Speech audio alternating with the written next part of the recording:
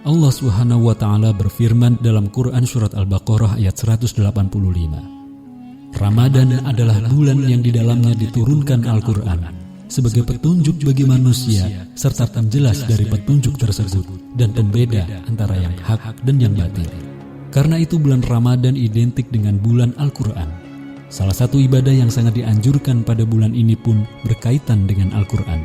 Membaca, memahami, dan merenungkan Al-Quran. Dan tentu di atas semua ini adalah mengamalkan Al-Quran. Karena itu pula, hal yang paling tercela di bulan ini adalah meninggalkan Al-Quran atau hajrul Quran, baik dengan tidak membaca dan mempelajari Al-Quran, apalagi tidak mengamalkan Al-Quran. Di negeri ini, atas izin dan karunia Allah, banyak penghafal dan pengkaji Al-Quran. Sebagian masyarakat pun cukup antusias untuk mengamalkan Al-Quran dalam kehidupan pribadi mereka. Namun sebagai sebuah umat, negeri ini belum mengamalkan Al-Quran.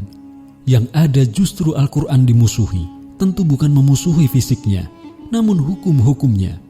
Dituduh intoleran, sumber terorisme, radikal, ekstrim, barbar, dan pemecah belah. Namun di saat yang sama, hukum-hukum togut ditegakkan dan diharga matikan. Padahal jelas tindakan tersebut merupakan kejahatan dan dosa besar.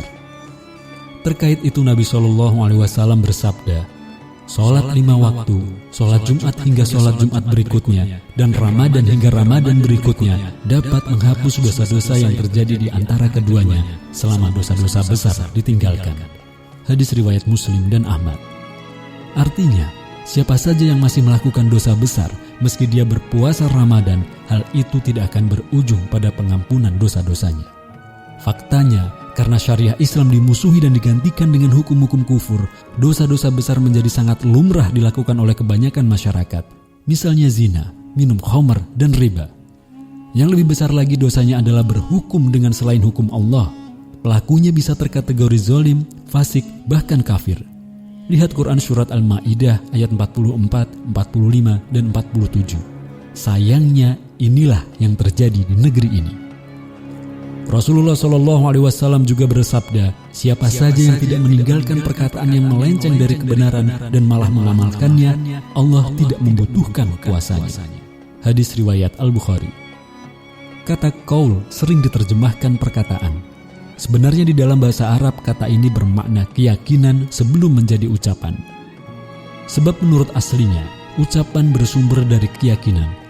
Adapun kata azur bermakna segala sesuatu yang melenceng dari hak atau kebenaran. Dari sini hadis di atas dapat kita artikan bahwa Allah Subhanahu wa Ta'ala tidak sudi menerima puasa kita jika kita masih berkeyakinan dan mengamalkan apa yang melenceng dari kebenaran. Demokrasi yang menyatakan bahwa manusia memiliki hak menetapkan hukum adalah azur tingkat tinggi. Sekulerisme yang menyatakan kehidupan tidak harus atau tidak boleh diatur dengan Islam adalah azur yang nyata.